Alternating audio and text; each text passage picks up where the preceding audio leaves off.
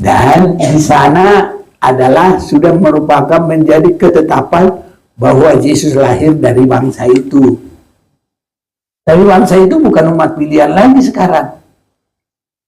Tapi sudah ganti perjanjian. Barang siapa yang menerima Yesus, itulah umat pilihan Allah. Itu sebabnya Kisah Rasul 4 ayat 12. Ayo, cepat-cepat.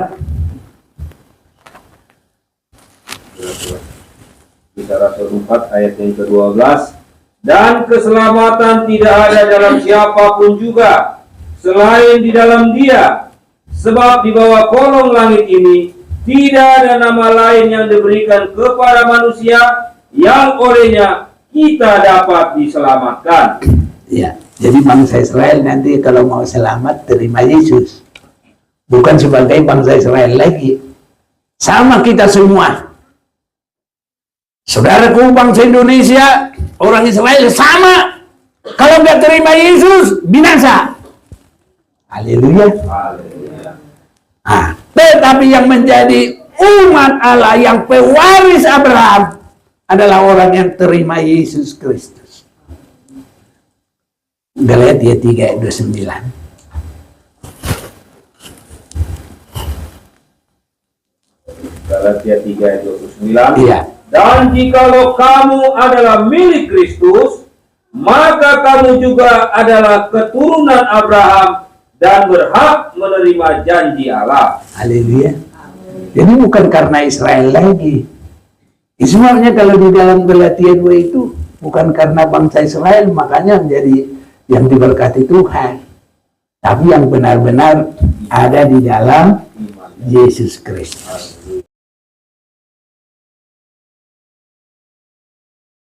Saudara-saudaraku, mari kita mau fokus kepada firman Tuhan. Saya mau ajak pertama sekali membaca dari kitab Keluaran. Kita akan membaca kitab Keluaran ini.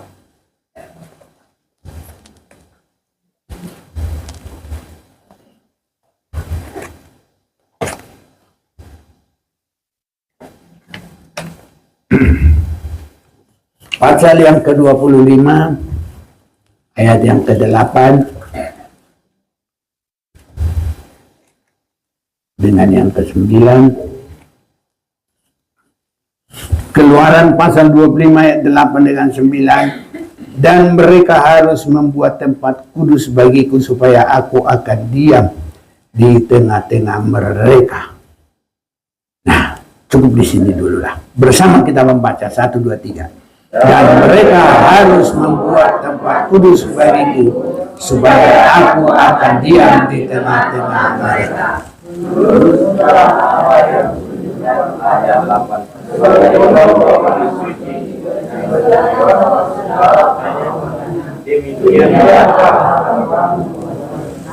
Amin. Saudara-saudaraku, apa yang kita perhatikan di sini adalah kerinduan Allah bersekutu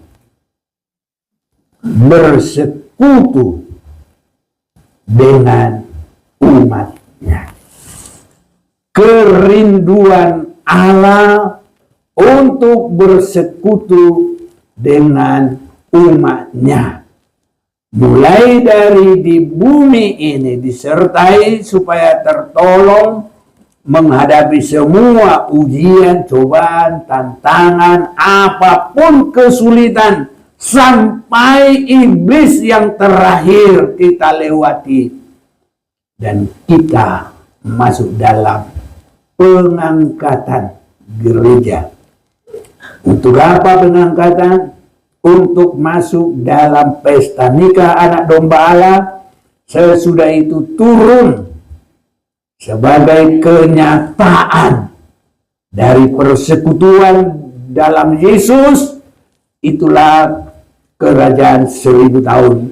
Dan sesudah itu persekutuan yang kekal di Yerusalem baru. Haleluya, saudara. Inilah perjalanan kita. Semoga semuanya tidak ada yang bosan. Semua harus sampai ke sasaran. Dan kita tidak boleh tidak mengerti, harus mengerti. Karena ada orang merasa perjalanan itu datang gereja, pulang gereja. Kalau kita sakit disembuhkan, itu baik. Kalau kita ada masalah diselesaikan, itu baik. Tapi kalau hanya itu bukan persekutuan yang kekal. Justru nanti suatu waktu orang bingung. Mereka yang sudah melihat mukjizat, mereka yang sudah mengalami pertolongan, kalau hanya di dalam jasmani, ditinggal oleh Tuhan. Yesus pergi, hilang saja, gak ketahuan lagi. Tahu-tahu Yesus pergi ke atas gunung atau bukit. Iya, saudaraku, iya. Semua ditinggalkan. Mengapa Yesus meninggalkan? Karena kamu mencari aku bukan karena mengerti kehendak Allah, tapi karena kamu kenyang makan, dapat berkat. Kalau kerohanian masih begini, itu gampang dijegal nanti oleh antikris. Karena antikristus itu suka memberi-beri perkara dunia. Makanya kesaksian Opung tadi itu bagus. Jadi nyanyinya itu pertama, kesenangan dunia bukan itu. Lebih senang di surga. Kedamaian bukan dunia. Damai yang sesungguhnya bersama Tuhan. Ada 3 tadi kulihat. Apa lagi? Enggak begitu tahu nyanyinya kalian ya. Karena yang tahu itu orang Batak. Iya, ada 3 tadi. 1 damai, 1 perkara dunia, kekayaan dunia. Apalagi 1 lagi Opung. Holong. Kasih dunia nggak ada apa-apanya. Jadi harus kasih Yesus. Iya, jadi 3 itu ya. Saudara-saudaraku, supaya kita bisa menyatu dengan Tuhan. Apa yang menjadi inti ibadah kita? Apa yang harus kita lakukan supaya bisa menyatu? Termasuk nikah-nikah supaya bisa baik menyatu. Apa yang kita harus lakukan? Iya. Kalau nikah-nikah biar gampang, yang bisa bikin menyatukan adalah mengalah. Artinya bukan melakukan kehendak kita. Kenapa ini? Ini juga nanti supaya bisa bersatu dengan Allah. Harus melakukan kehendak Allah. Makanya tadi kita menyanyi juga itu pas juga. Ya, jadi kita ini kalau mau bersekutu dengan Allah itu tanpa kita merelakan hidup kita melakukan kehendak Allah, tidak mungkin bersatu. Kenapa suami istri sering berantem? Ayo lah lomong-lomong dong. Tahu itu? Saya suka-sukamu aja kok. Kenapa kamu suka-suka? Gak pernah nurut apa yang ngomong ini. Jadi gak boleh suka-suka. Harus berani untuk menyatukan kehendak. Haleluya. Itu intinya suami istri. Nanti kita di dalam Tuhan sama, saudaraku. Tadi malam kita lihat persekutuan yang sangat baik. Dalam Kolose 1 ayat 1 dengan 2. Dari Paulus, Rasul Kristus Yesus. Ada Yesus. Oleh kehendak Allah. Ada Allah. Dan Timotius, saudara kita. Ini anak rohani Rasul Paulus. Kepada saudara-saudara yang kudus. Jadi bukan semua, tapi saudara-saudara yang ada penyerahan. Bukan kehendaknya sendiri, tapi kepada kehendak Allah. Dan yang percaya dalam Kristus di Kolose. Jadi tidak boleh hanya Kristen begitu-begitu saja. Harus yang berkata, kehendak-Mu lah yang jadi. Saya memperhatikan supaya ada persekutuan kita dengan Allah. Ini harus terjadi bagi kita. Harus ini jadi penyerahan kita. Yesus langsung mengadakan satu syarat dalam dirinya. Syarat itu apa? Ketetapan. Haleluya. Kita akan membuat ketetapan dalam hati kita. Ketetapan itu banyak. Ada orang kalau menjaga kesehatan, saya nggak mau merokok lagi. Itu ketetapan dia bikin diri sendiri. Jadi sehat enggak? Sehat. Aku nggak mau boros. Itu bikin ketetapan dalam diri. Jadi nanti hemat pangkal. Itu semua. Jadi siapa yang benar-benar membuat ketetapan yang baik sebanyak-banyaknya, itu berhasil. Apalagi di dalam rohani. Ya. Yesus membuat ketetapan dalam dirinya. Yohanes 6 ayat 38. Sebab aku telah turun dari surga bukan untuk melakukan kehendakku, tapi untuk melakukan kehendak Dia yang telah mengutus aku. Ini ketetapan supaya Yesus terus bersekutu dengan Bapaknya. Haleluya. Nah, jadi kita ini kalau tidak melakukan kehendak Tuhan, jangan pikir bisa bersama dengan Tuhan. Umat pilihan Tuhan siapa? Secara bangsa Israel.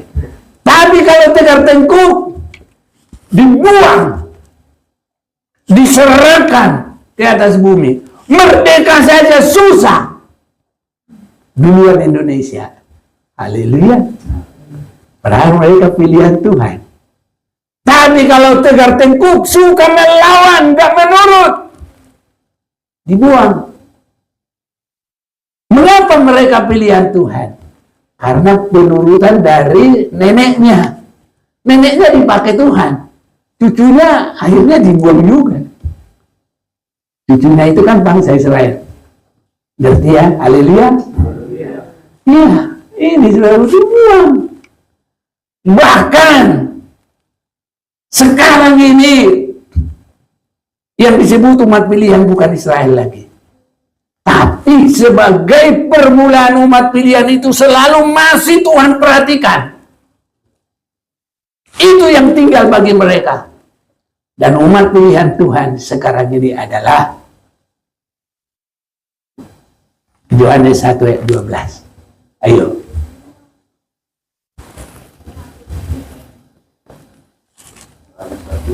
Ayat 12. Ayat 12. Tetapi semua orang yang menerimanya diberinya kuasa supaya menjadi anak-anak Allah. Menerima siapa? Firman yang menjadi manusia. Itulah Yesus Kristus. Nah, itu sekarang. Dan sampai Tuhan Yesus datang, tinggal itu. Nah, bangsa Israel itu bukan mereka lagi umat pilihan, cuma Tuhan akan tetap perhatikan mereka karena sudah jadi temannya dulu. Itu kan. Dan di sana adalah sudah merupakan menjadi ketetapan bahwa Yesus lahir dari bangsa itu. Tapi bangsa itu bukan umat pilihan lagi sekarang. Tapi sudah ganti perjanjian. Barang siapa yang menerima Yesus, itulah umat pilihan Allah. Itu sebabnya Kisah Rasul 4 ayat 12. Ayo, cepat-cepat. Kisah Rasul 4 ayat yang ke-12. Dan keselamatan tidak ada dalam siapapun juga selain di dalam Dia, sebab di bawah kolong langit ini tidak ada nama lain yang diberikan kepada manusia yang olehnya kita dapat diselamatkan. Ya, jadi bangsa Israel nanti kalau mau selamat terima Yesus, bukan sebagai bangsa Israel lagi. Sama kita semua. Saudaraku bangsa Indonesia, orang Israel sama. Kalau nggak terima Yesus, binasa. Haleluya. Tetapi yang menjadi umat Allah yang pewaris Abraham adalah orang yang terima Yesus Kristus. Galatia 3 ayat 29. Galatia 3 ayat 29. Iya. Dan jikalau kamu adalah milik Kristus, maka kamu juga adalah keturunan Abraham dan berhak menerima janji Allah. Haleluya. Jadi bukan karena Israel lagi. Sebabnya kalau di dalam Galatia 2 itu bukan karena bangsa Israel makanya menjadi yang diberkati Tuhan, tapi yang benar-benar ada di dalam Yesus Kristus. Itulah yang menjadi umat Tuhan, itulah yang diselamatkan. Jadi kita makanya harus teliti, harus mengerti. Apalagi sekarang ini bagian matematik, bagian apa itu namanya yang bagian matematiknya kedokteran itu bukan matematik, satu lagi apa itu? Hitung-hitungan di situ kedokteran. Tidak boleh kurang sedikit pun campuran, nggak boleh. Apoteker tahu ada satu lagi namanya. Jadi pelajaran matematik, baru ada lagi satu lagi yang hampir sama dengan itu, biologi ya. Kimia juga, kimia, biologi. Begitu ya. Itu saudara, harus benar-benar tidak boleh salah. Haleluya. Tidak boleh sedikit pun. Karena apa? Guru kita adalah guru yang paling hebat di dunia dan akhirat. Siapa guru kita? Roh Kudus. Dia akan mengajar kamu kepada segala kebenaran. Saya ingatnya itu Yohanes 16 itu. Gitu, ingatnya saya sih.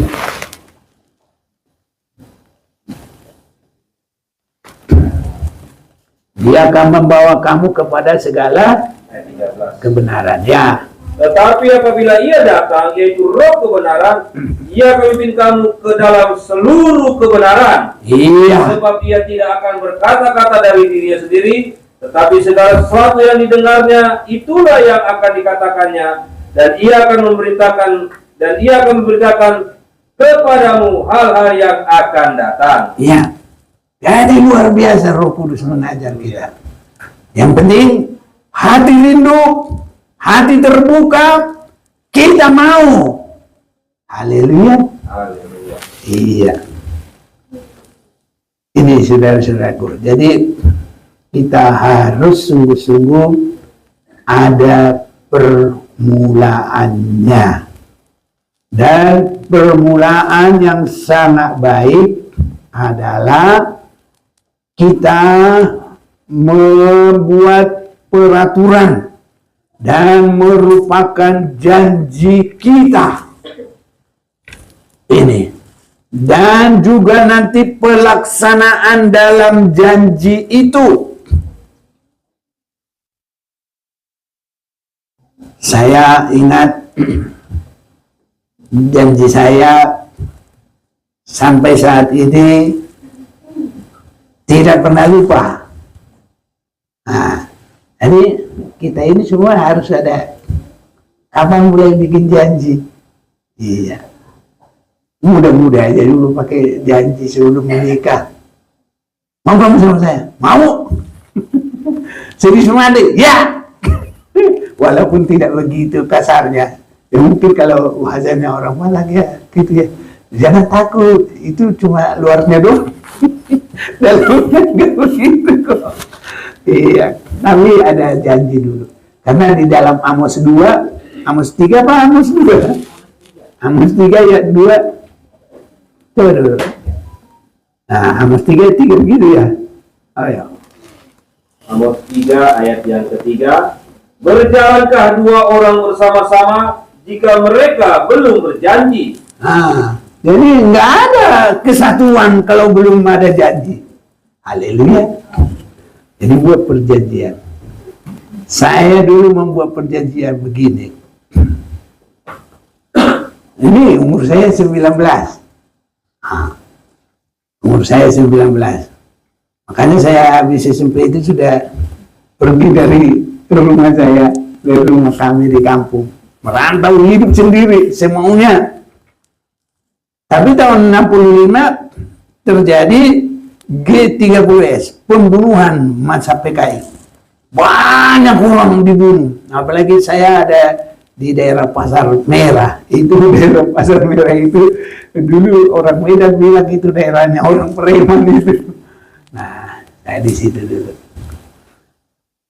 Jadi saya lihat banyak orang dibunuh karena depan Taman Pahlawan itu kantornya PKI dulu situ. Jadi berkantor di situ, wah habis diserang, habis dibunuh. 2 malam itu nggak berhenti pembunuhan.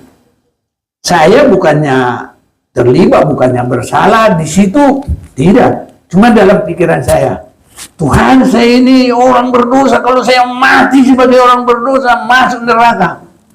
Mulai saat itu, saya berkata, saya tidak mau lagi hidup seperti ini. Saya mau cari Tuhan. Saya mau hidup di hadapan Tuhan. Itu janji saya. Antara 30 September dengan 1 habis September, Oktober. Antara 30 ke 1. Itu 2 hari. Saya buat perjanjian. Dan perjanjian saya itu sampai sekarang tidak pernah saya lupa. Saudara semua sudah berjanji? Berjalankah 2 orang kalau belum ada janji? Berjanji kepada Tuhan. Haleluya. Saya mau hidup benar. Amin, saudaraku. Iya. Kalau belum berjanji, nanti kayak di Solo itu semaunya. Lomo-lomo. Rohana. Bukan rohani. Iya. Jadi saudaraku, berjanji. Baik kepada diri, terlebih kepada Tuhan. Makanya nyanyi kita tadi, ku turut kehendak-Mu, ku beranu-mu, menyatakan janji-Ku kepadamu. mau nyatakan janji kepada Tuhan. Janji benaran ini. Haleluya. Jangan cuma muda-mudi yang berjanji ya. Terlebih kepada Tuhan. Haleluya. Tapi kalau muda-mudi juga pikirkan dulu. Jangan langsung berjanji. Sudah benar-benar pikirin semua. Jangan cuma diri sendiri. Bagaimana keluarga, mama, papa, libatkan. Kalau asal mau-maunya sendiri, mau menyesali ke siapa nanti? Makanya kalau yang sana itu main paksa itu, ya udah, papa mama sih ya, paksa saya. Kalau sekarang sih sudah begini, gimana? Kan begitu. Iya. Jadi sekarang harus ada kesepakatan yang baik untuk memutuskan janji. Haleluya. Nah, itulah sedikit-sedikit. Saudara-saudaraku, Yesus menyatakan janji. Saya melihat firman Tuhan heran, saudaraku. Sebelum dia juga menyatakan janjinya, peraturan dalam dirinya.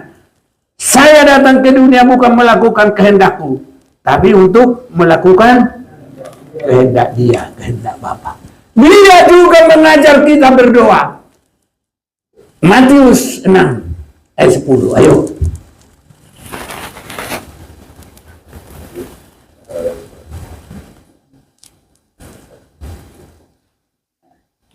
Ayat yang ke-10. Ya. Datanglah kerajaanmu, jadilah kehendakmu di bumi seperti di sorga. Jadi harus ada penyerahan berkata, bukan kehendakku, jadilah kehendakmu. Ini, saudara-saudaraku, hidup kita ini sudah sejauh mana boleh masuk dalam kehendak Tuhan. Sering sekali bahkan orang datang kepada Tuhan bukan untuk berserah kehendakmu yang jadi, tapi datang untuk menyatakan kehendaknya saja. Berkati saya, selesaikan ini. Kalau engkau tidak memberkati saya, putuslah kita. Manusia kok berani begitu? Tapi banyak yang begitu. Banyak enggak? Banyak. Kalau Tuhan enggak berkati saya pergilah. Kalau Tuhan enggak dengar doa saya untuk dapat ini, aku enggak mau lagi ikut-ikut nyanyi-nyanyi apa itu, bisa begitu saudaraku. Aku enggak mau lagi jadi orang Kristen. Gitu lagi paling parahnya. Jadi kalau kita jadi orang Kristen harus berkata, bukan kehendak, tapi kehendak. Dan ini harus berani sampai dalam pengorbanan diri sepenuh. Haleluya. Ini enggak gampang saudaraku. Tapi itulah kekristenan. Makanya kita bisa melihat sekarang kekristenan kita ini sudah di mana. Hanya enggak didengar doa kita karena kita umpamanya minta duit. Dia mau tinggalin Tuhan. Hanya tidak cocok dengan keinginannya, mau tinggalin Tuhan. Tapi kalau Yesus, banyak ini kita boleh baca, tapi kita baca dulu Lukas pasal 22. Lukas pasal 22.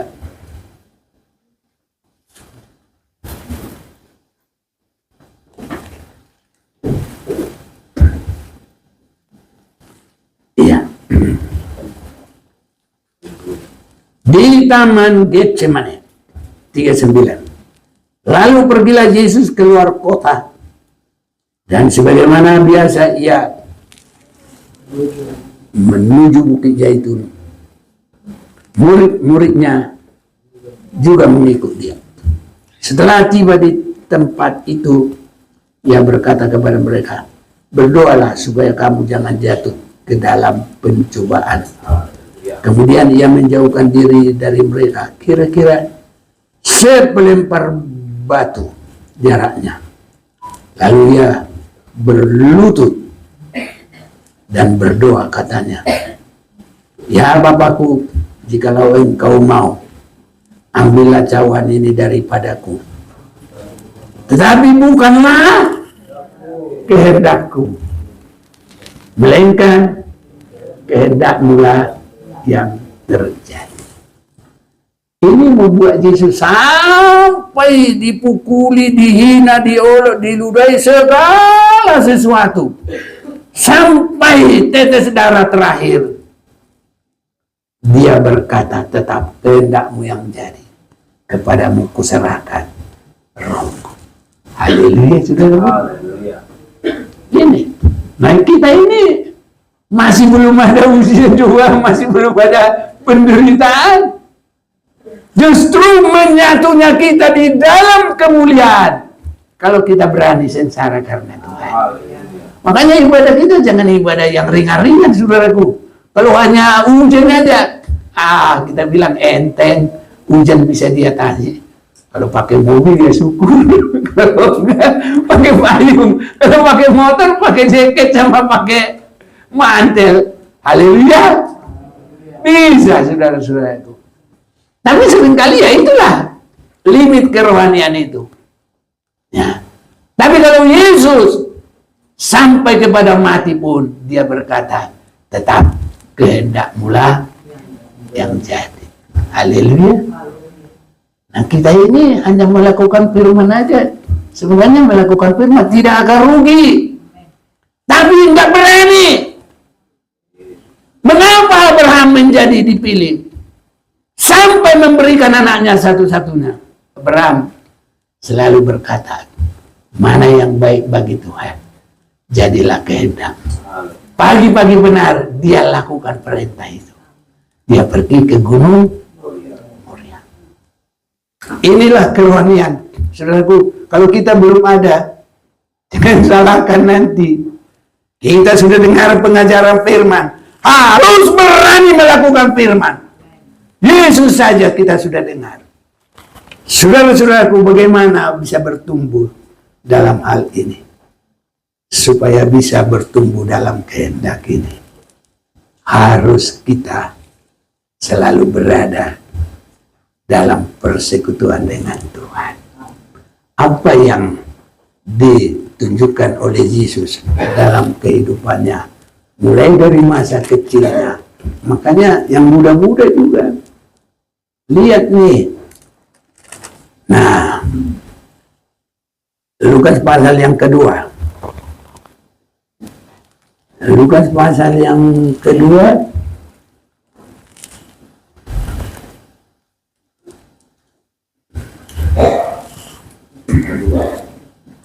berapa? Ya, 52. Iya. Boleh baca 52. Dan Yesus makin bertambah besar dan bertambah hikmatnya dan besarnya dan makin dikasihi oleh Allah dan manusia. Iya, tapi kalau kita perhatikan dari awalnya, Yesus pada umur 12 tahun dalam bait Allah. Sampai orang tuanya belum tahu itu kalau Yesus ada niat begitu. Mereka pulang, tinggal Yesus. Akhirnya mereka datang lagi. Betul apa enggak? Nanti baca ya, mulai bahasa itu kita bisa baca. Nah, sesudah itu apa mereka katakan? 48. Dan ketika orang tuanya melihat dia, tercenganglah mereka. Lalu kata ibunya kepadanya, "Nah, mengapa engkau berbuat demikian?" Seolah-olah mereka ngajari, saudaraku. Mereka tidak mengerti terhadap kami. Bapamu dan aku dengan cemas mencari engkau. Ini namanya kecemasan jasmani. Ya, mereka tidak pakai iman, tidak pakai kerohanian. Nah, tapi mereka tidak mengerti apa yang dikatakannya kepada mereka. Nah, 49. Jawabnya kepada mereka, "Mengapa kamu mencari aku? Tidakkah kamu tahu bahwa aku harus berada di dalam rumah Bapakku?" Inilah permulaan supaya bisa nanti berkembang, jadilah kehendakmu. Artinya suka di rumah Tuhan, suka beribadah, dan mendengar firman Tuhan. Harus dengar, jangan nanti beribadah kiri kemana-mana. Jangan, saudaraku. Atau malah lihat handphone aja. Kita pikir lihat ayat firman, tahu-tahu tidak. Saudara-saudaraku, ini curi semuanya persekutuan yang baik. Kalau Yesus benar-benar di rumah Allah, itu kerinduannya mendengarkan firman Tuhan. Haleluya. Dan dia berkata, "Tidak tahukah kamu bahwa aku ada," apa dia bilang? "Harus berada di rumah Bapakku." Ini permulaannya, saudaraku. Orang kalau belum setia beribadah susah. Tapi kalau sudah setia beribadah, banyak juga tidak mau meningkatkan. Karena apa yang kita dengar harus dilanjutkan. Bukan kehendakku, tapi seperti firman-Mu. Seperti yang engkau katakan. Haleluya. Kepada kita enggak bakal harus bisa bilang-bilang gini, "Aku pilih sih, ya nunggu-nunggu mimpi Yesus nanti mimpiku." Jangankan Yesus, si Prabowo aja belum tentu kita bisa mimpi-mimpi. Presiden, dia bukan begitu. Tapi di sini Yesus sudah berkata bahwa firman itu adalah Allah sendiri. Haleluya. Maka kita dengar firman Tuhan. nanti kita bisa berkata, yang jadilah kehendak. Kalau itu sudah meresap dalam semua hidup kita, nanti kita akan menjadi pelaku kebenaran firman Tuhan. Itu sebabnya bukan semua orang nanti yang berseru-seru Tuhan, Tuhan masuk dalam kerajaan surga, tapi hanya mereka yang melakukan. Ini saudara-saudaraku. Padahal orang itu sudah beribadah. Ibadahnya apa? Mengusir setan. Hebat enggak? Hebat. Lebih hebat dari dukun. Kalau kita mengusir setan sekarang. Tapi karena bukan itu yang terutama, yang penting yang terutama dulu. Tapi kalau ada orang yang dipakai Tuhan nanti untuk itu, kita senang. Kalau ada di sini dipakai Tuhan untuk begitu tuh, senang. Cuma kita harus topang dia, jangan hanya itu nanti. Dia bangga di dalam hal itu, dia pikir sudah itu kerajaan surga, tahu-tahu dia nanti terbuang. Kasihan. Karena dia harus sampai kepada melakukan kehendak Bapa. Ini saudara-saudaraku. Nanti orang itu juga berkata, kami sudah mengadakan mukjizat demi nama Tuhan. Ini sangat tipis saudara-saudaraku, ya. Sudah melakukan demi nama Tuhan. Jadi setiap perkataan itu sudah demi nama Tuhan. Tapi itu pun belum tentu benar-benar ada penyerahan. Bukan kehendakku yang jadi, tapi kehendakmu yang jadi. Seperti Yesus. Mulai diajari dalam doa.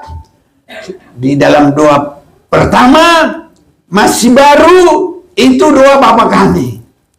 Karena itu kepada murid baru. Nanti kepada mengakhiri hidup Yesus. Bukan kehendakku, tapi kehendakmu yang jadi.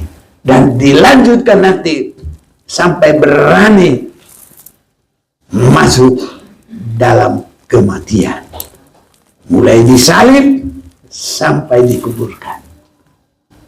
Tapi itulah sebabnya Allah sangat meninggikan dia. Haleluya. Itulah keberkatannya saudaraku. Jadi jangan takut, ya. Dan itulah sebabnya juga segala lutut berteluh, terjadi keselamatan.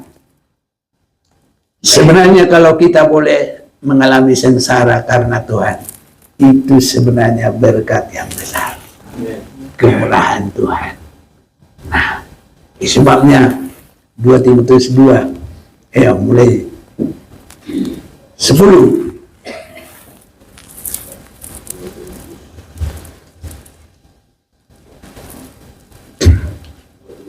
Ayat yang ke-10, ya. Firman Tuhan. Karena itu aku sabar menanggung semuanya itu bagi orang-orang pilihan Allah, supaya mereka juga mendapat keselamatan dalam Kristus Yesus dengan kemuliaan yang kekal. Benarlah perkataan ini, jika kita mati dengan Dia, kita pun akan hidup dengan Dia. Jika kita bertekun, kita pun akan ikut memerintah dengan Dia. Jika kita menyangkal Dia, Dia pun akan menyangkal kita. Jika kita tidak setia, Ia tetap setia, karena Dia tidak dapat menyangkal dirinya. Iya. Jadi ini namanya umat sudah dibawa dalam pengalaman doa Getsemane. Bukan lagi doa Bapa kami. Nah, ini peningkatannya. Doa Bapa kami, orang pengertiannya masih samar-samar. Walaupun di situ sudah diajar, beginilah kalau kamu berdoa. Nah, terus sambung apa doanya?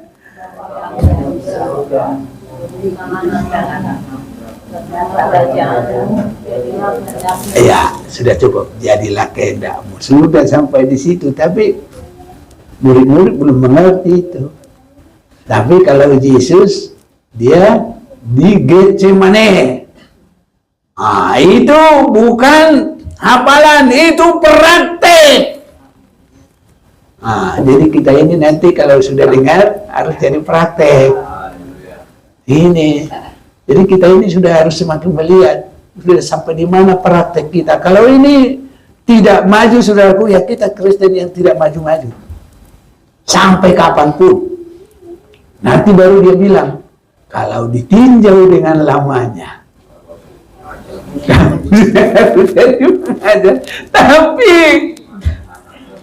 Tapi baca Ibrani 5 mulai 11.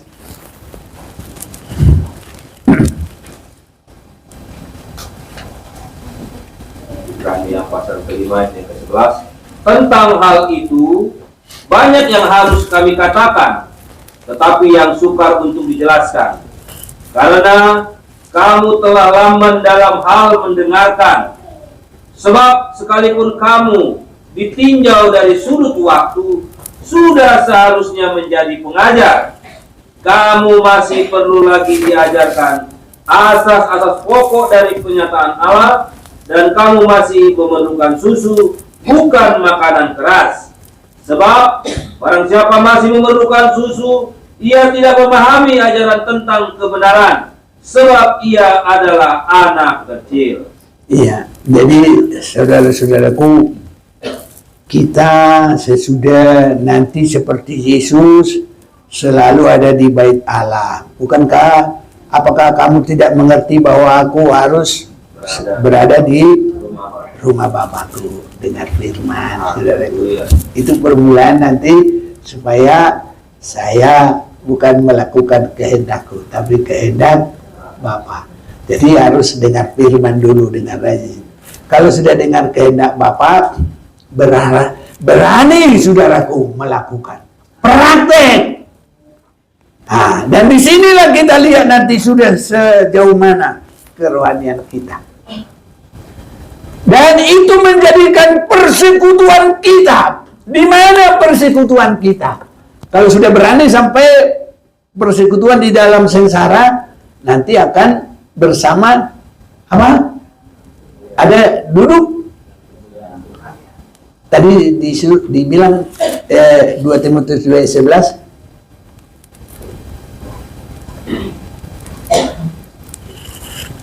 Coba baca. Benarlah perkataan ini, jika kita mati dengan dia, kita pun akan hidup dengan dia. Ya. Jika kita bertekun, kita pun akan ikut memerintah dengan dia. Jika kita menyangkal dia, dia pun akan menyangkal kita. Ya. Jadi supaya kita ada dalam kedudukan pemerintahan Yesus. Ya, itu saudaraku, praktek. Harus praktek. Kalau tidak ada, di mana persekutuan kita? Karena persekutuan kita semua ada di dalam jadilah kehendakmu, menurut kehendakmu. Itu saudara-saudaraku. Kalau itu belum ada, jangan pikir. Tapi kalau berani menurut, luar biasa. Janda sarpat biarpun minyak hanya segenggam.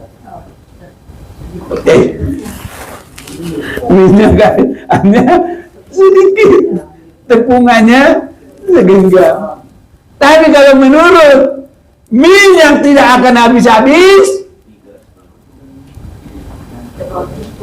tepung tidak habis-habis.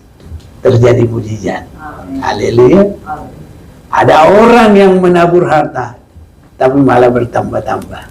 Haleluya. Ada orang yang semakin pelit, tapi malah semakin kekurangan. Si Linta berkata, untuk aku. Akhirnya habis, nggak ada. Cerot semuanya dari belakang. Itu kerjanya Linta begitu. Dia cuma jadi selang. Makanya kalau kita ada lihat Linta ataupun Linta darat yang kecil itu apa tuh? Kalau ya pacet, kalau bahasa Batak itu 5 atau opong. Tidak ada hodo 5 atau opong juni. Tidak ada hodo 5 atau semua lima jual main. Gak bisa selang. Jadi dia ucap siap babana di bawah penjani kurna. Ngerti ya? Diisak dari mulut, dibuat dari belakang. jadi selang saja. Nggak ada lengket di badannya. Makanya Lintah itu nggak ada perutnya itu. Perutnya itu cuma selang. Selot. Tapi begitu sifatnya. Makanya itu si Lintah. Itu Amsal 30 Pak. Ya itu dulu si Lintah. Udah ayat-ayat terakhir itu. Boleh, biar aku harus ikut ya Pak. Ikut. Ya 15. 30 ayat 15. Ayo. Si Lintah mempunyai 2 anak perempuan, untukku dan untukku. Ada 3 hal yang tak kenyang. Ada 3 hal yang tak akan kenyang. Ada 4 hal yang tak pernah berkata cukup. Iya, jadi kalau dunia ini selalu hanya tarik. Tapi kalau Yesus berkata, bukan kehendakku, tapi kehendakmu lah. Biarlah kita menjadi kerohanian yang diberkati Tuhan. Saudara-saudaraku, saya sejak tahun 65 itu sampai sekarang, saya boleh pakai firman Tuhan. Dahulu aku muda, sekarang sudah tua. Saya kadang-kadang pikir-pikir, loh, saya ini pikir semua sini kau. Rupanya, ya orang bilang aku udah aki-aki, udah tua. Ya sudah lah. Nah, soalnya kalau umur sudah di zona 80, walaupun belum penuh, tapi sudah masuk di 80, jadi udah lewat 79. Nah, jadi saya boleh bilang, dahulu aku muda, sekarang sudah tua. Tidak pernah aku lihat orang benar ditinggalkan oleh Tuhan. Dan kalau dia benar melakukan kehendak Bapa, pasti diberkati oleh Bapa. Sampai anak cucunya. Ini tidak pernah meminta-minta. Nah, tapi selalu diberkati oleh Tuhan. Sampai sekarang saya kadang bingung. Saya dulu dari sekolah Alkitab mau praktek ke tempat praktek, nggak tahu saya dari mana ongkos saya. Tapi tahu-tahu saya di situ. Saya ada di situ ya semuanya. Jadi, tak tahu dapat istri. Saya nggak tahu siapa yang bayar itu. Nggak dibayar kali. Bukan begini, bukan. Ya, begitulah. Tapi semuanya baik, saudaraku. Makanya kalau ada di foto-foto itu kan kayak pernikahannya orang kaya kami ini. Ya kan? Yang lain-lain juga orang kaya belum tentu ada fotonya kayak begitu. Itulah, saudara-saudaraku. Luar biasa. Padahal orang Batak di situ, famili saya nggak ada. Satu pun. Itu pun kalau ada orang Batak di situ 2, karena dia praktek dulu di situ. Satu marga mutar-mutar, satu marga Tampungan. Cuma itu saja. Nah, semuanya boleh berjalan dengan baik. Nah, kami pergi sesudah pelayanan di situ sekitar berapa tahun, kami pergi ke Sumatera. Nggak tahu bagaimana, semua jalan aja. Dari Jakarta, dari Sumatera ke Jakarta. Aduh, nggak ngerti mau pelayanan di mana, mau apa. Pindah, saya bilang. Karena istri bilang, Pak ini, Bapak ini udah keberapa kali ini, mungkin ke 6 kali ini. Nah, saya datang seminar-seminar. Apa tiap tahun pergi? Aku nggak pernah ikut. Ya sudah, kalau kamu ikut, ya udah, kita nggak pulang lagi. Langsung pindah saudara itu. Tapi Tuhan baik, semuanya berjalan dengan baik. Jadi pertama kami di rumah opungnya si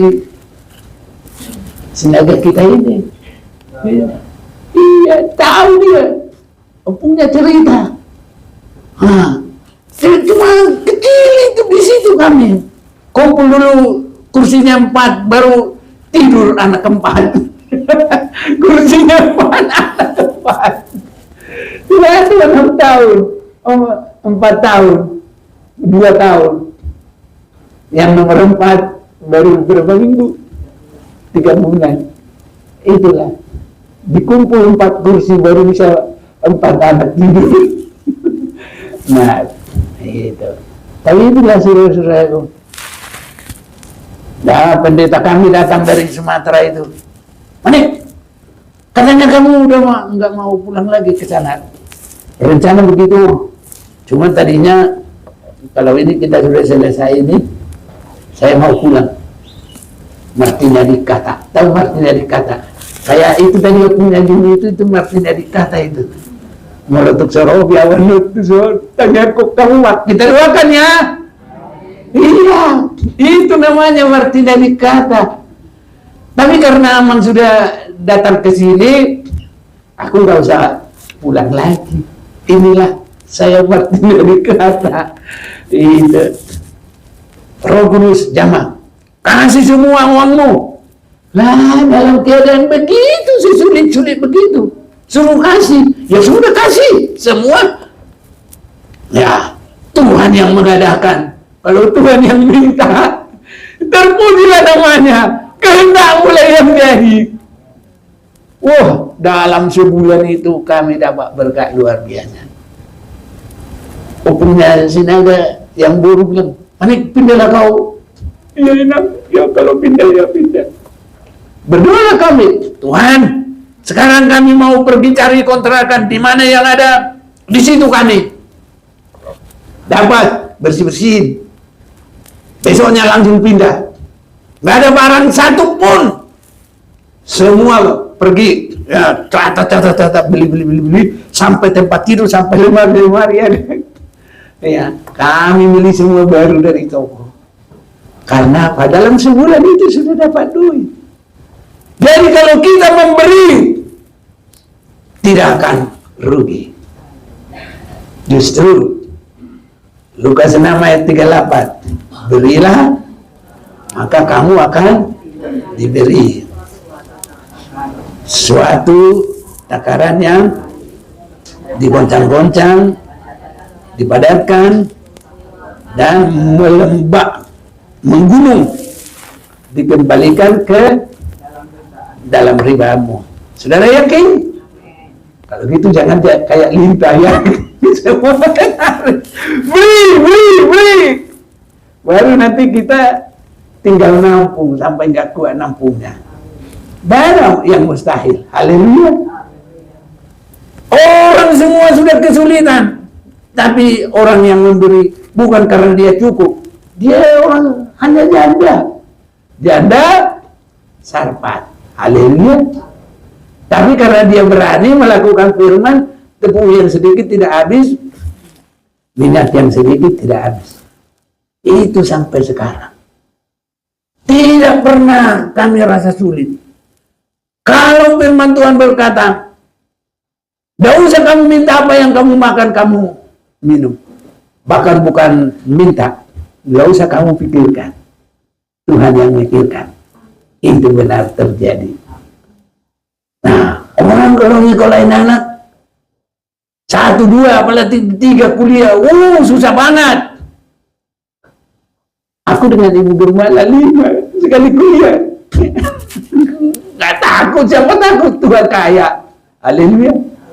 Itu uangnya itu nggak pernah kita ambil.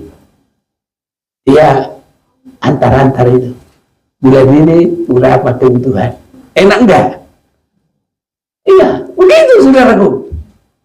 Selama kuliah anak-anak, makanya saya bilang, kalian kuliah yang baik-baik, jangan pikirin macam-macam. Ya udah, itulah warisanmu.